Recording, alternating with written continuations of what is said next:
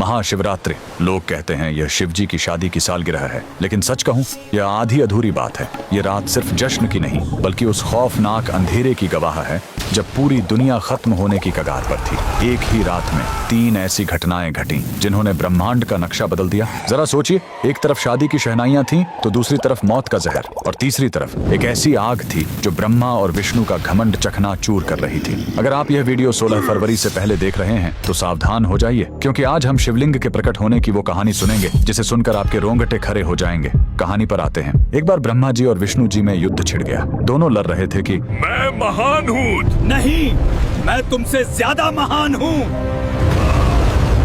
उनका यह घमंड जब दुनिया का संतुलन बिगाड़ने लगा, तब अचानक उनके बीच एक विशाल अनंत अग्नि स्तंभ प्रकट हुआ। वह आग का एक ऐसा खंभा था जिसका न कोई शुरुआत था न अंत। उस स्तंभ से एक भारी आवाज आई, जो मेरे आखिरी सिरे को खोज लेगा वही महान होगा।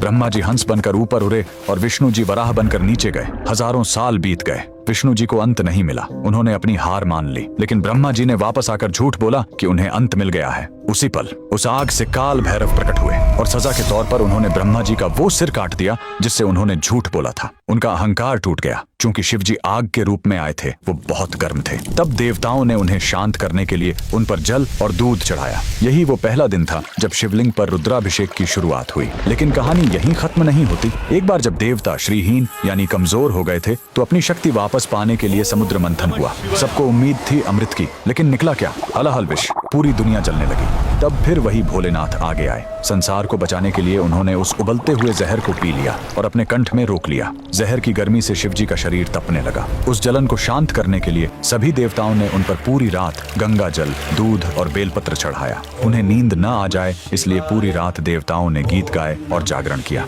यही वजह है कि महाशिवरात्रि पर हम पूरी रात जागते हैं। लेकिन रुको, यह रात इतनी डरावनी भी नहीं है। इसी रात प्रेम की जीत भी हुई थी। जब माता सती ने अपने प्राण त्यागे थे तो शिव जी पूरी तरह टूट गए थे। वो वैरागी बन गए, दुनिया छोड़कर समाधि में चले गए। तब माता सती ने पार्वती के रूप में जन्म लिया। उन्होंने हजारों साल तक कठोर तपस्या की, सिर्फ अपने शिव को वापस पाने के लिए। आखिरकार भोलेनाथ पिघले। इसी महाशिवरात्रि की रात वो वैरागी फिर से दूल्हा बना और शिव शक्ति का मिलन हुआ। तो इस 16 फरवरी जब आप शिवलिंग पर लौटा भर जल चढ़ाएं, तो याद रखिएगा, आप उस आग को शांत कर रहे हैं और उस जहर के दर्द को कम कर रहे हैं। कमेंट में लिखें हर हर महादेव।